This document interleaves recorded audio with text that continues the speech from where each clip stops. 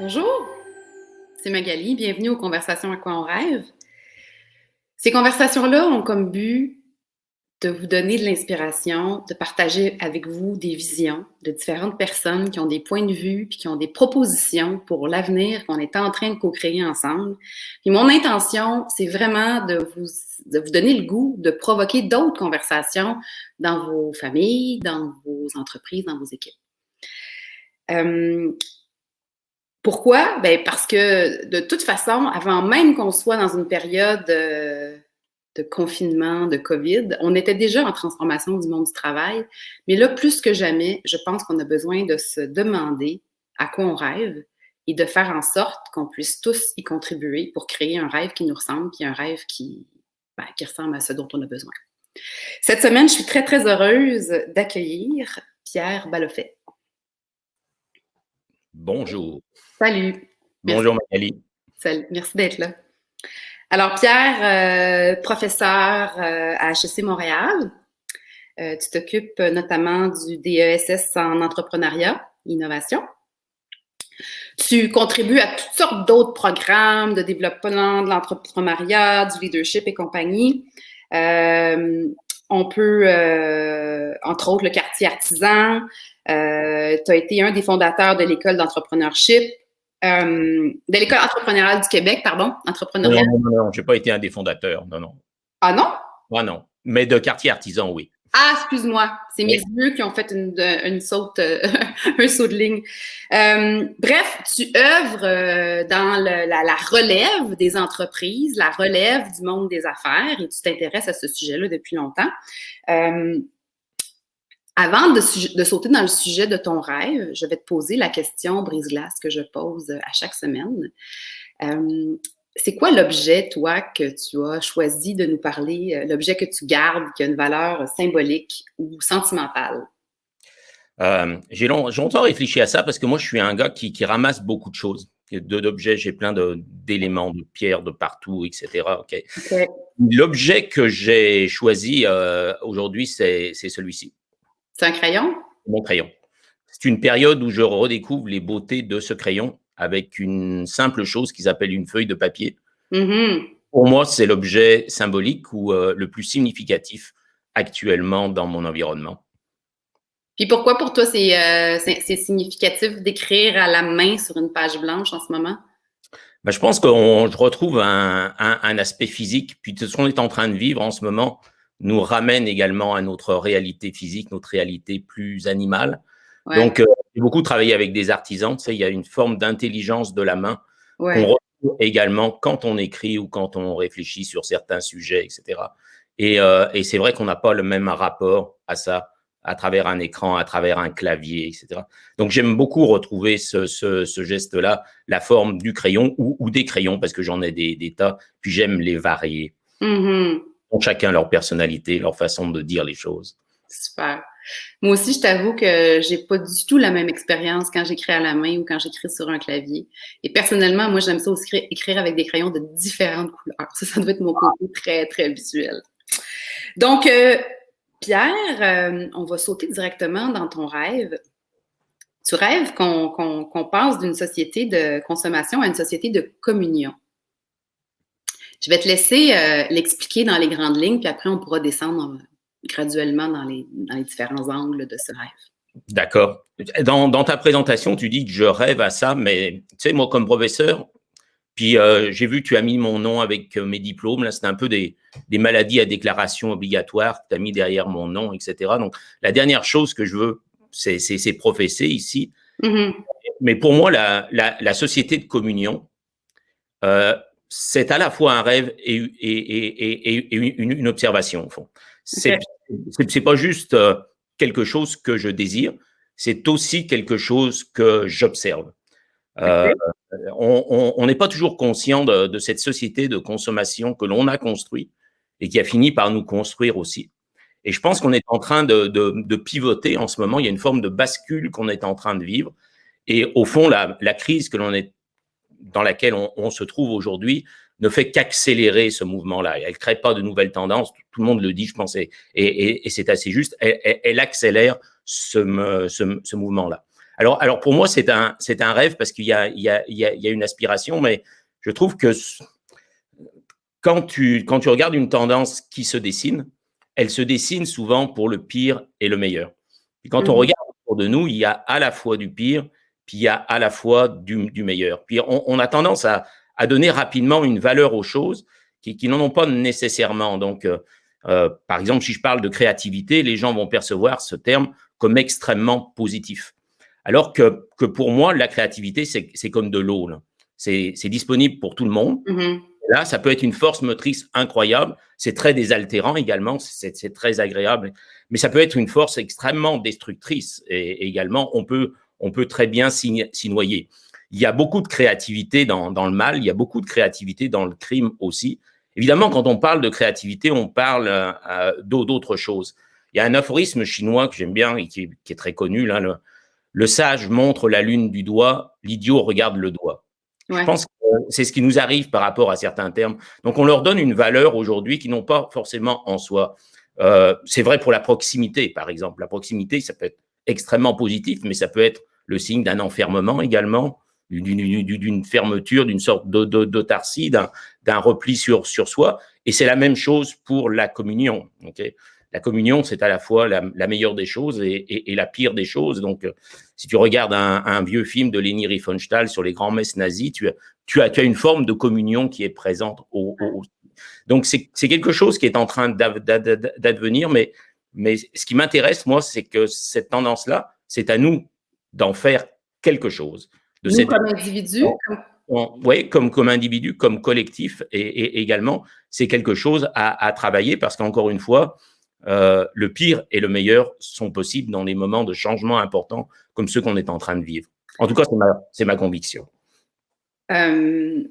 Je prends une minute pour saluer les gens qui sont probablement en train de nous écouter. Tu sais, on ne le sait jamais tant qu'ils ne se manifestent pas, s'ils sont là. Alors, si vous êtes là, vous pouvez nous dire que vous êtes là. Vous pouvez intervenir, poser des questions. Ça fait toujours plaisir. Bien, j'aimerais ça reculer un peu, Pierre, puis peut-être que tu nous donnes… tu m'as dit… tu dis que cette société de communion-là, elle est comme en train c'est pas seulement un rêve, c'est quelque chose qui est en train de se passer. Est-ce que tu veux me donner un exemple concret d'un symptôme ou de ce que tu entends par là pour qu'on puisse être sûr qu'on comprend ton concept de communion? Je pense que ça fait longtemps que l'on parle de la valeur du lien. Ça fait longtemps que l'on parle des communautés. Parfois, dans le domaine du marketing, on les a même nommées tribus et communautés, etc. Ça fait longtemps que moi, qui suis un spécialiste de la marque, que l'on parle de cette relation particulière que les gens peuvent avoir avec une marque ou à travers une marque, etc. Donc, je pense que cette chose-là, elle est présente depuis longtemps. Tu sais, quand on regarde en termes économiques ou sociologiques les grandes étapes de nos sociétés, on croit souvent que les choses se substituent les unes aux autres. Hein. On est passé d'une société de production à une société d'information, puis de connaissance, aujourd'hui de création, etc.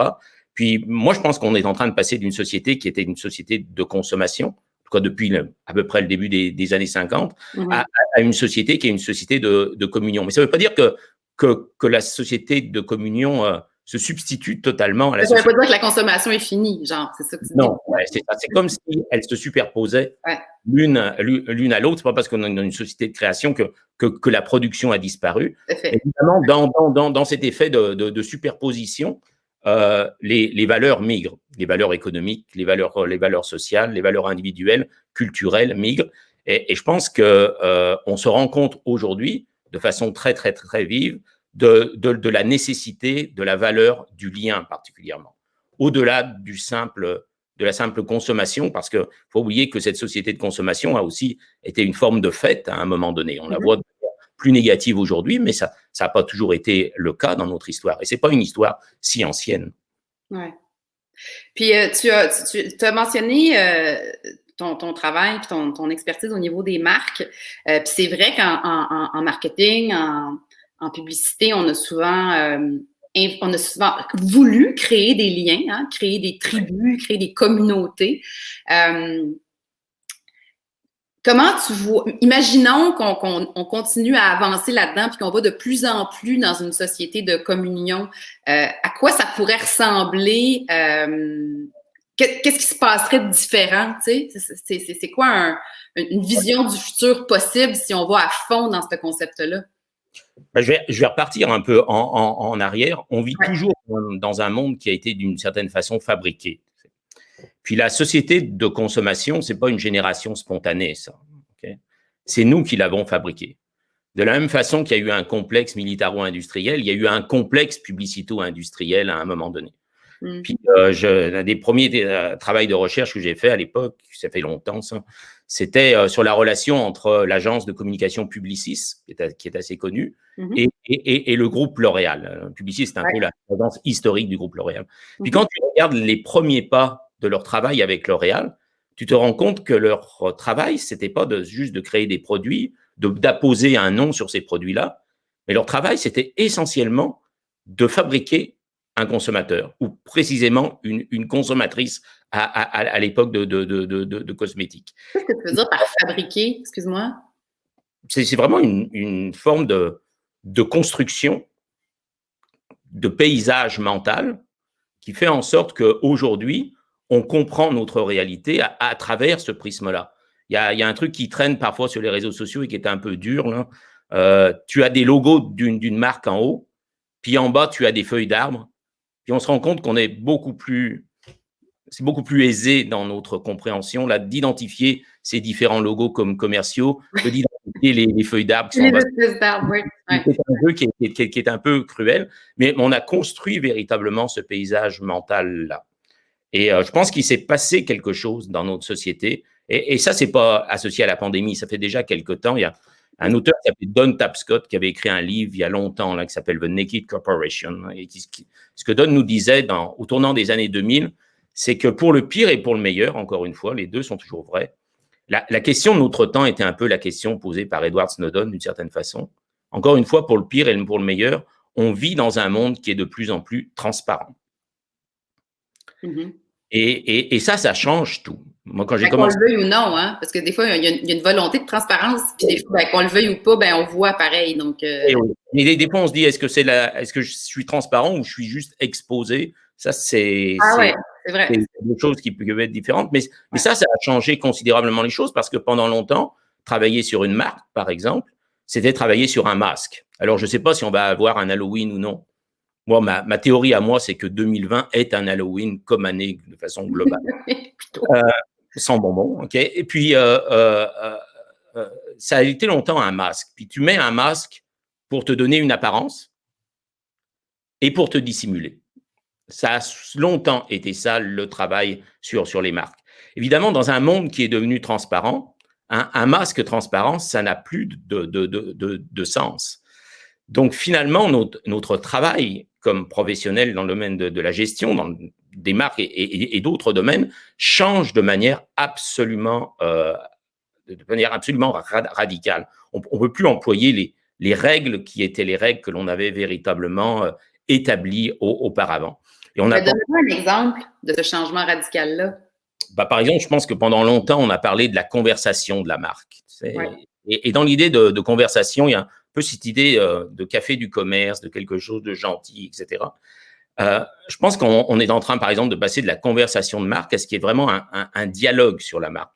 C'est-à-dire une forme de confrontation, une forme d'argumentation où les communautés qui se lient à une marque deviennent des véritables acteurs de production de cette marque-là. C'est d'ailleurs intéressant parce que dialogue, des fois, on entend le terme trilogue, ce qui me fait hurler, moi qui fais du latin grec. Là, c'est dialogue, ça vient pas du latin du haut, là, ça vient du grec dia, qui veut dire à travers. Ça veut dire la transparence. Donner en français des termes comme diaphragme. Ah oui, OK. C'est donc la différence avec la conversation. Okay. Oui, diapositive. Dialogue, ça veut dire à travers le langage. Okay. Et cet effet de transparence, je pense, change beaucoup de choses autour de nous. Encore une fois, pour le pire et pour le meilleur. Et la société de communion qui est en train de naître, elle naît dans ce contexte-là, qui est un contexte plus global. Et on voit bien, par exemple, que les valeurs d'authenticité, la reconnaissance de l'échec, beaucoup d'éléments de ce type-là nous indiquent qu'on est à la recherche d'une forme de rapport qui est un rapport différent. on quitte cette société qui était cette société de consommation pour basculer vers une société où la valeur de lien devient absolument centrale. Je prends une minute pour dire bonjour à Sarah Giroir qui nous dit bonjour à tous les deux. Bonjour, merci d'être là, Sarah. Donc, ce que j'entends dans ce que tu dis, puis corrige-moi si j'entends pas bien ou je comprends pas bien, mais il y a dans ta notion de transparence, c'est que tout d'un coup, si on est toujours dans l'histoire du rapport entre les marques et ses consommateurs, c'est que le consommateur devient presque une partie prenante de la construction de la marque. Donc, il est un acteur et puis il est plus en mode un peu de réception et de spectateur. Tout à fait. Et ça, c'est pas nouveau comme discours. Hein. On l'a dit pendant… C'est pas nouveau, mais c'est peut-être nouveau que ça le soit vraiment. Oui, tout à fait. Parce que moi, j'ai répété ça pendant des années sur des stages. Là. Les marques n'existent que dans les yeux de nos consommateurs, que dans leur perception, etc. Puis les gens en face de moi, qui étaient des professionnels de mon domaine, m'écoutaient de manière assez confortable. Parce que derrière moi, j'avais un immense écran qui clignotait. Et sur cet écran, c'était marqué « bullshit ». C'était pas vrai. Dans le sens où le contrôle, on l'avait. Ces consommateurs, on les fabriquait. On disait que le client était roi, mais c'est comme à la chasse au lapin. Tu sais. Quel est le roi de la chasse au lapin? C'est le lapin, là, parce que c'était un chasseur à la chasse au lapin, puis qu'il n'y a pas de lapin, tu as plus l'air d'un con que d'un roi. Là. Mais qui se prend du plomb dans les fesses? C'est le lapin également. C'est ça que ça voulait dire, le client est roi. Aujourd'hui, quand on tient ce type de discours, en effet, mon gros panneau bullshit derrière moi, il s'est éteint. Et tout le monde est un peu inconfortable parce que tout le monde est un peu en train de se garrocher dans tous les coins pour éviter de se prendre du plomb dans les fesses. C'est véritablement les lapins qui tiennent le fusil aujourd'hui. Donc, la bascule qu'on est en train de vivre sur un plan économique, mais sur un plan culturel, sociologique et également, est une bascule extrêmement importante. Et elle est importante sur un plan social, sur le plan de nos sociétés, mais elle modifie finalement considérablement nos métiers. C'est comme si on n'avait pas juste besoin de nouvelles stratégies, de nouvelles façons de faire les choses, de nouvelles tactiques, des nouveaux 10 règles qui te permettent de… C'est comme si on était un peu condamné à se doter d'une nouvelle tête pour pouvoir agir dans ce monde qui a profondément basculé. OK. Imaginons que tu avais la réponse, là. C'est quoi notre nouvelle tête? Qu'est-ce qu'il faut mettre dedans? C'est quoi les nouveaux… c'est-tu des capacités? C'est-tu des croyances? C'est quoi qu'il faut qu'il change? Je pense que, en tout cas, si je prends moi dans mon domaine, on a eu tendance à intellectualiser beaucoup les choses. Ouais. On a eu tendance à les faire décoller, à aboutir à des systèmes qui sont de plus en plus complexes. Et ce que je remarque, c'est qu'on en revient au fond un peu aux bases des choses. C'est comme si on prenait un temps de recul pour en revenir. Puis moi, par exemple, un des termes qu'on entend souvent aujourd'hui, c'est le terme d'écosystème. Ouais. Et cette allusion à un système naturel est pour moi pas juste anodine. On veut dire quelque chose ici, on essaye de reprendre une prise avec une réalité qui est une réalité vraiment mouvante et vraiment vivante, et c'est elle qui importe véritablement. Au fond, quand on élabore une stratégie dans le domaine des affaires, que ce soit une stratégie de ressources humaines, une stratégie financière, peu importe, hein, ce que l'on élabore, c'est une recette. Et je pense qu'avec le temps, sur notre aire d'aller un peu, non, on a oublié que les gens ne mangeaient pas des recettes. Ils mangent le plat. Ouais.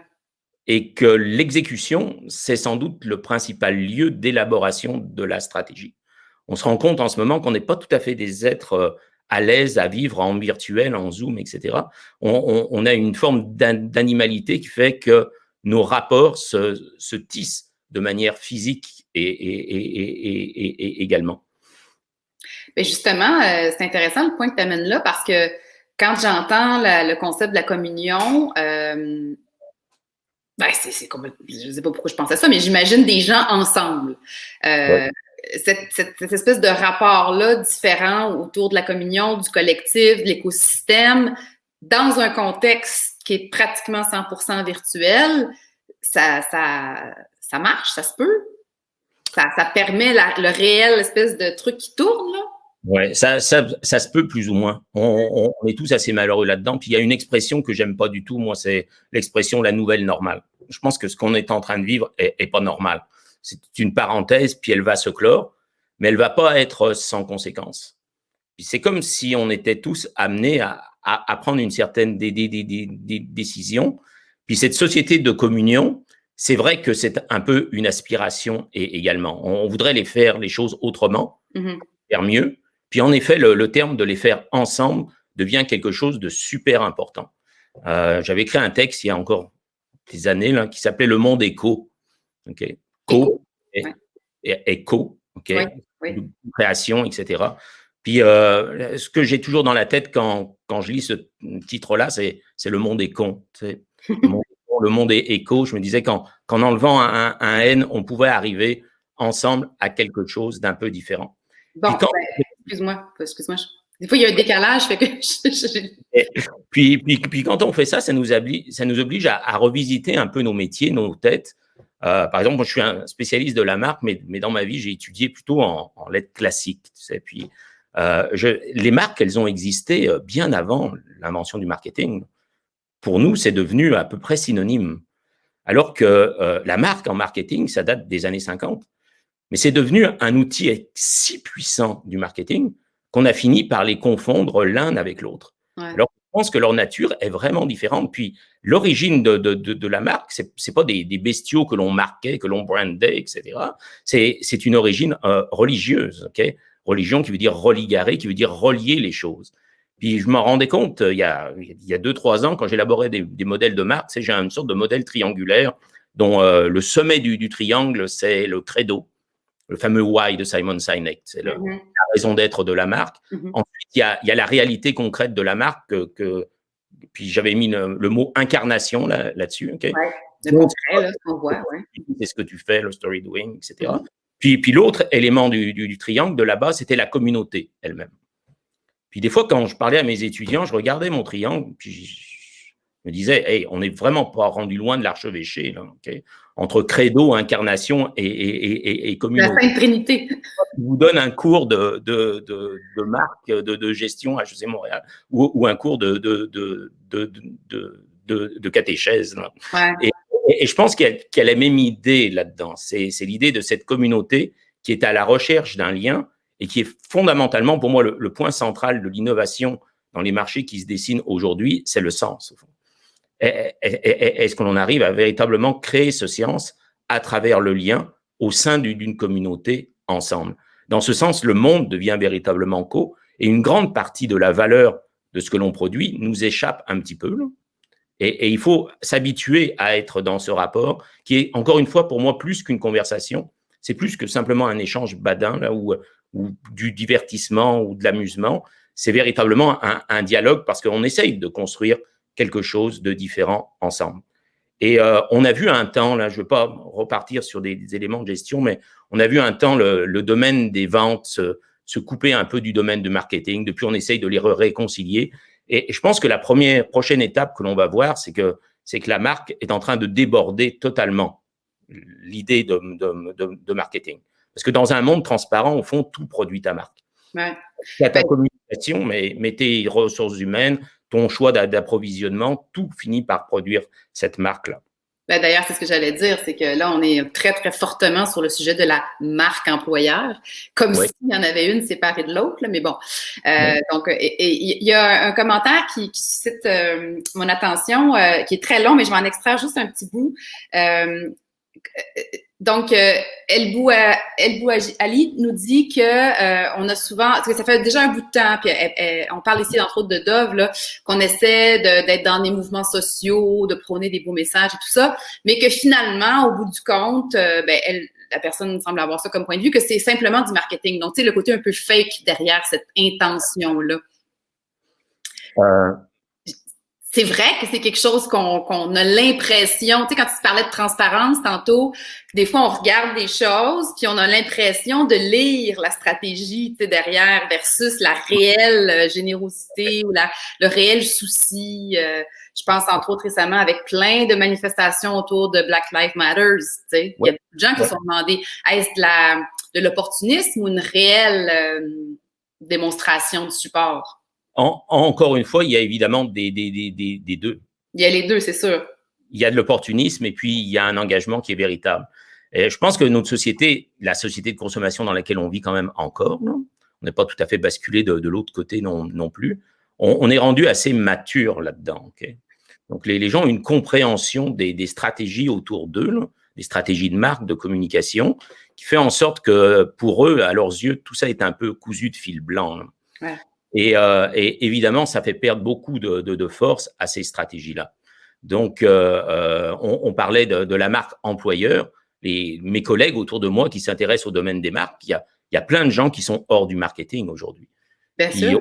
je suis sûr qu'on va avoir un jour des responsables de marque qui vont être tout à fait différents des responsables marketing. On va vivre encore une fois ce qu'on a vécu avec la distinction entre l'activité de vente et de marketing. Ouais. Et ça, c'est une réalité d'affaires, ça, mais ça correspond à une réalité sociale qui est plus importante. Dans un monde transparent, la valeur d'authenticité devient une valeur extrêmement importante. Pourquoi? Parce que je pense qu'il y a quelque chose de tout bête. On vit dans un monde complexe.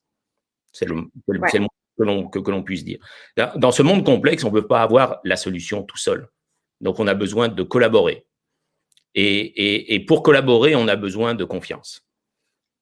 Je m'en allais exactement là. Et l'antécédent de la confiance, c'est pas mal une certaine forme de transparence ou en tout cas une certaine forme de candeur. Mais cette confiance-là, là, on est beaucoup en train de parler des marques, mais on pourrait parler des marques, des institutions, des gouvernements, des entreprises, des grosses corporations. Cette confiance-là, quand on regarde les différentes études qui sont faites à chaque année autour de ça, on voit que le citoyen moyen a de moins en moins confiance. Alors, ça, par rapport au concept de la communion, du collectif, c'est comme un peu dichotomique, non? Non, c'est vrai que la défiance devient très importante. Les gens deviennent extrêmement méfiants. Ouais. Mais il y a une chose qu'ils ne sont pas, puis la crise actuelle nous le montre bien, là, ils ne sont pas indifférents. C'est sûr, ouais.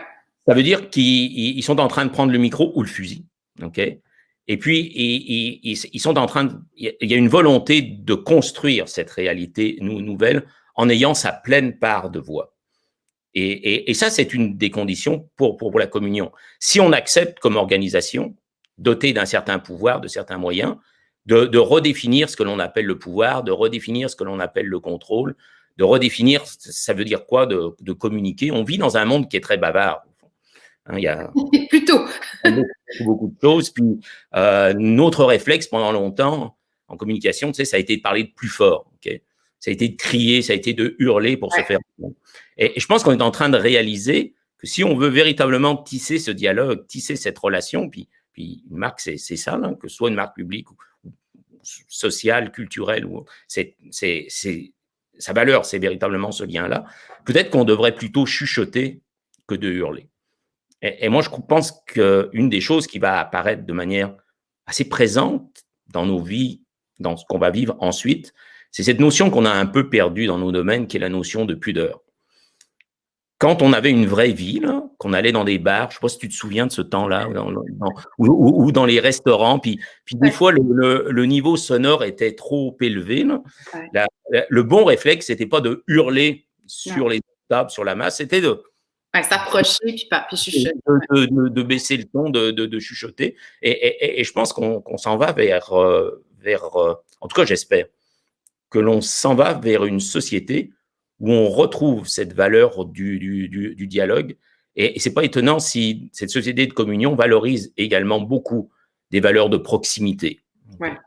Parce que être proche, c'est au fond, on peut se poser cette question aujourd'hui, en temps de distanciation sociale, ça veut dire quoi être proche? Tu sais, j'ai des collègues, là je vais faire une petite minute éditoriale, là, mais j'ai des collègues qui me disent « Ah, c'est difficile, là, tu sais, sur Zoom, j'ai 70 étudiants, ils sont loin, tu sais, je me sens pas proche d'eux. » Puis des fois, là, Magali, j'ai envie de leur dire « T'as déjà été proche de tes étudiants, toi? » Dans l'auditorium, sur le stage, avec les… Mais, donc, je pense que cette période qui nous interroge nous permet de réaliser certaines choses qui sont bien présentes autour de nous. Encore une fois, cette société de communion, je pense qu'elle est en germe autour de nous. Il y a une volonté, il y a une aspiration à quelque chose de différent pour faire les choses mieux. Puis la communion, c'est non seulement la communion entre les êtres humains, là, mais c'est la communion avec le monde, avec la nature, avec les objets. On peut étendre vraiment cette idée de communion à autre chose. Le fameux écosystème qui est composé d'un paquet d'affaires. Mais dans ce que tu dis, quand tu parles de chuchoter, là, moi, je vois aussi la notion d'une communication beaucoup plus, beaucoup moins de masse, puis beaucoup plus presque personne à personne, tu sais, qui est comme une façon complètement différente. Frédéric Rondeau, merci d'être là, Frédéric, qui nous dit, je comprends que le concept de société de communion, ceci dit, les technologies, médias sociaux ne permettent-elles pas l'expression individuelle à son paroxysme? Du coup, chaque marque ne voudra-t-elle pas communiquer avec chaque consommateur de façon individuelle? Ce qui fait un beau lien avec ce que je viens de dire là. Qu'est-ce que tu penses de ça, Pierre? Ben, je pense que Frédéric a raison. Les deux choses sont possibles. Puis en fait, les deux choses coexistent. Et je pense que la caractéristique de notre monde, c'est qu'on est toujours dans cette tension. Et parfois, c'est un peu désarmant parce qu'on a l'impression que tout est un peu vrai, une chose et son contraire. On voit dans cette crise des actes de solidarité, de courage, presque de bravoure qui sont absolument admirables, de bonne volonté. Puis on voit également l'inverse. Donc les deux choses sont vraies.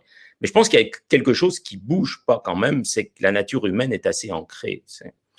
Donc les gens aujourd'hui, oui, font des selfies, etc. On rit beaucoup de ça, mais les romantiques au 19e siècle se promenaient dans leur voyage en Italie avec un miroir pour se regarder, se contempler eux-mêmes devant des ruines romaines, etc. Donc, si on prend un pas de recul, on s'aperçoit que les mêmes choses se trouvent exprimées dans des contextes qui sont des contextes différents. Puis encore une fois, les réseaux sociaux, ça peut être vraiment la pire des choses, comme la meilleure des choses également. Et ça, c'est pour moi, c'est quelque chose de formidable parce que au fond, ça nous ramène à notre propre liberté. Au fond, ils vont être ce que l'on va en faire. Tout à fait. Mais aussi, on a tendance, nous, là, les êtres humains, là, de vouloir mettre du « ou », tu sais, c'est ça, ou ça, ou ça. Puis dans tout ce qu'on dit depuis tantôt, c'est qu'on met bien du « et », il y a ça, et il y a ça, et il y a ça aussi. Puis c'est un symbole de… Et encore une fois, cette superposition que voilà. C'est un élément de complexité. Puis sans doute, on est un peu désarmé avec cette complexité-là. Tu sais. Je pense que les profs ont un avantage dans la vie, ils en ont peu, là, mais il y en a un avantage, c'est qu'on est capable de lire des vieux livres. C'est des trucs que… Moi, j'adore lire des vieux livres qui ont 4-5 ans. Tu sais, puis déjà, ces vieux 4-5 ans, des livres sur les tendances. Tu sais. Et c'est intéressant parce que c'est un peu comme un commentateur de hockey qui a quelques secondes d'avance sur le spectacle. Il sait où va la rondelle. Tu sais. Toi, tu sais ce qui s'est passé. Donc, tu vois le développement du raisonnement de l'auteur. Puis, tu sais quand il dérape, tu sais où il a merdé. C'est toujours intéressant de voir le point où il s'est trompé dans son raisonnement. Et il y a des vieux livres, en revanche, qui demeurent vraiment, pour moi, toujours constants, qui ont capturé des choses. Je pense à un livre comme Le Contrat naturel de Michel Serres, par exemple, qui nous parlait de cette idée de communion avec le monde que l'on avait un peu perdu. Je pense à un vieux livre de Joël de Ronet qui s'appelle L'homme symbiotique et qui nous parlait du macroscope. Au fond, ce que nous disait Joël de Ronet, c'est qu'on a développé un microscope pour comprendre les choses de manière très granulaire, là, ouais. Granulaire, tu sais, on a des méthodes d'anthropologie, etc. On a développé des télescopes pour comprendre l'infiniment grand, nos masses de données, etc., etc. Ce qui demeure à inventer, c'est ce qu'il appelait le macroscope. C'est un outil pour nous aider à comprendre la complexité. Et je pense que cette complexité-là, on est très désarmé, on n'a pas encore inventé le macroscope. Quand je parle de la société de communion, au fond, j'ai utilisé une analogie. Là. Si tu regardes ta casserole d'eau bouillante, là, tu regardes les bulles à la surface de l'eau, c'est impossible de comprendre leur logique. Là. C'est impossible d'essayer de modéliser ça, de comprendre pourquoi elles apparaissent, pourquoi elles disparaissent, etc. L'eau bouillante, c'est un chaos total. Ce qu'il faut, au fond, aujourd'hui, je pense, c'est de faire l'effort de prendre un pas de recul, puis d'aller en dessous de la casserole pour se dire, au-delà de ce bouillonnement là, qui va dans tous les sens, est-ce qu'il n'y a pas des causes qui sont des causes un peu simples et qui expliquent le tout? Puis sous ta casserole, il y a un burner, puis il y a une source de chaleur, puis c'est véritablement la raison de ce qui est en train de se produire. Et je pense qu'aujourd'hui, cette société de communion, ce qu'elle nous dit, c'est que la recherche du sens passe beaucoup par la recherche de liens. La recherche de liens non seulement entre les êtres humains, mais j'ai dit avec le monde, avec la nature. Ça peut être la recherche de liens avec son histoire, son histoire personnelle, son histoire nationale, l'histoire d'un peuple, etc. On retrouve cette idée de recherche de liens. Donc, quand on voit apparaître des mouvements nationalistes, par exemple, pour le pire comme pour le meilleur, je vois aussi cette société de communion qui est en train de se développer, si tu veux, parce que s'intéresser à son histoire, c'est aussi d'une certaine façon communier avec son passé, le prendre avec soi. Il y a un commentaire de Houssini qui parle du fait qu'avec toute la désinformation, avec les groupes polarisés, les points de vue polarisés, est-ce qu'on peut vraiment rêver d'une société de communion basée sur le dialogue, l'authenticité, la confiance? Ben, en fait, ça revient au fait, ce que tu disais tantôt, ça peut être extrêmement positif, comme on peut aller de l'autre côté aussi. La communion n'est pas nécessairement... Ouais. Là, la question, c'est par rapport à ça, ouais. Comment on tamise notre réalité, tu sais. Il y a des éléments qui vont dans un sens, qui vont dans l'autre. On peut être très positif ou très négatif. On peut être très optimiste ou très pessimiste. Moi, j'ai choisi d'être optimiste là-dessus. Pour deux raisons. D'abord, être optimiste, ça me va mieux. Ensuite, ça me permet d'agir et pas de me mettre en retrait de ce mouvement-là. Je pense que le terme qui est clé derrière tout ceci, c'est quand même le terme d'engagement. Okay. S'il y a une co-construction, est-ce que je veux être un constructeur de ceci? Je sais que je n'ai pas la vérité là-dessus. Georges Bernanos avait une phrase que j'adore. Il disait qu'un optimiste est un imbécile heureux. Un pessimiste est un imbécile malheureux. Moi, j'ai décidé d'être plutôt du côté des imbéciles heureux. C'est pas qu'à faire. On parlait d'une communication qui soit plus pudique.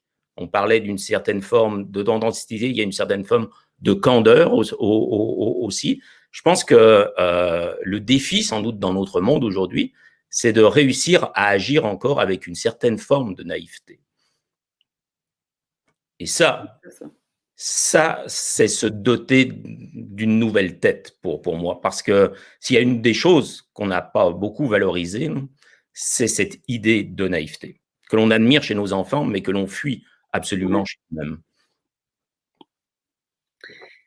Si on espère, bon, on part d'emblée avec le concept qu'elle est en train de se passer, cette société de communion-là. Et bon, elle peut aller dans un sens ou elle peut aller dans l'autre sens. En fait, ou elle peut aller au milieu, évidemment, là, mais ça peut être positif, ça peut être négatif. Alors, nous, individuellement, on peut choisir d'être l'imbécile heureux ou l'imbécile malheureux. Mais est-ce que tu penses que les entreprises, les corporations ont un rôle à jouer là-dedans pour contribuer au mouvement puis l'envoyer dans la bonne place, si bonne place il y a? Oui, mais les organisations, elles n'existent pas au-delà des humains qui les fabriquent. Qui composent, oui, effectivement. Donc, je pense que la question, elle est principalement adressée à nous-mêmes. Puis, si changement il doit y avoir, je pense qu'il doit y avoir changement, parce qu'on a passé sous le tapis certains enjeux comme celui de l'environnement, du réchauffement, etc., mais qui demeurent des enjeux absolument majeurs. Et on ne doit pas se défausser de notre responsabilité qui est personnelle, individuelle, sur ces organisations, sur ces éléments qui sont toujours présents. Je pense que chacun, peu importe la place que l'on occupe dans la société, on a véritablement un rôle à jouer pour précipiter ce changement-là. Je dirais presque au sens chimique de précipiter, pour l'incarner véritablement. Puis ça, évidemment, ça commence un peu par un travail sur nous-mêmes également. Okay. Encore une fois, c'est pas le fait d'être un donneur de leçons, c'est un travail également sur nous-mêmes. Est-ce que nous-mêmes, on est capable de retrouver cette valeur de lien? Est-ce qu'on est capable de générer une activité sur ce lien-là? Est-ce que l'on est capable de tirer toutes les conséquences de cette vérité que l'on observe autour de nous? Puis en ce moment, ce qu'on vit collectivement, j'avais des échanges là-dessus ce matin avec un petit groupe, comme quoi on est tous un peu confrontés à nous-mêmes, puis à notre rapport par rapport aux liens. Donc, on est peut-être dans une bonne période, justement, pour pouvoir se regarder, puis se mettre en marche par rapport à ça, là. Oui, c'est une période difficile, mais encore une fois, on est pour moi dans une période de transition là, entre la société de consommation puis la société de communion. Là. Puis c'est une période de mue. Et ça, dans la nature, muet, ça n'a jamais été jamais agréable. Ouais. facile. Okay. Ouais, ça peut être très inconfortable, en fait. Les mutations sont parfois douloureuses, mais elles sont nécessaires. Si je te donne le mot de la fin dans une optique de nous amener à un message, une idée, un truc que tu aimerais vraiment qu'on garde en tête de tout ce concept-là pour nous amener à poursuivre, là, ce serait quoi? Je pense que la société de communion, on la voit se dessiner autour de nous. Il y a plein d'indices de ce qu'elle est en train de se former. Ensuite, comme j'ai dit, je pense que c'est une question qui est adressée à nous-mêmes. Est-ce qu'on veut soi-même y contribuer? Est-ce qu'on veut soi-même adopter une pensée, je dirais, alerte par rapport à cette société-là, où on demeure dans une forme d'inertie? C'est véritablement la question qui nous est posée. On a un choix à faire. Oui, et je pense que ça va demander beaucoup d'invention chez nous. Okay? Ça va beaucoup demander. Il y a un mot qu'on devra employer plus souvent, je pense, c'est d'imagination dans le domaine des affaires, comme dans le domaine social, comme dans le domaine culturel, la santé, etc. Est-ce qu'on est encore capable d'imaginer un monde différent que l'on puisse créer ensemble autour de cette idée de communion? Moi, je suis persuadé que oui. Okay? Puis, l'imagination, pour moi, c'est pas réservé à des gens créatifs ou je pense que si j'avais un dernier terme à retenir, là, c'est de l'eau. Okay? L'eau, elle est disponible pour tout le monde. Elle est là. C'est à nous de décider de s'emparer de cette force motrice, puis d'en faire quelque chose de positif, en sachant que, bien entendu, cette chose positive peut être également très négative à certains égards. Mais finalement, dans tout ceci, on est renvoyé par rapport à nous-mêmes. Et ça, c'est assez inconfortable. Et c'est sans doute la caractéristique des situations de crise. Jean-Paul Sartre, dans la Dernière Guerre mondiale, avait eu une phrase qui est une phrase assez provocante. Il disait « On n'a jamais été plus libre que pendant l'occupation allemande ». C'était une phrase assez forte qui nous disait au fond qu'on n'a jamais été renvoyé plus chacun face à sa propre responsabilité. Et ça, je pense que c'est pas facile, encore une fois, c'est une mue, ça peut être difficile, mais c'est la condition nécessaire pour que d'un changement véritable se produise dans nos sociétés. Puis s'il y a une chose, je pense qu'on peut s'accorder, on s'accorde sans doute pas pour les voix, là, mais on est tous à peu près conscients qu'on ne peut pas continuer à faire tourner la même roue sans conséquences, qui soient des conséquences absolument destructrices pour nous, pour notre monde, pour l'ensemble du vivant.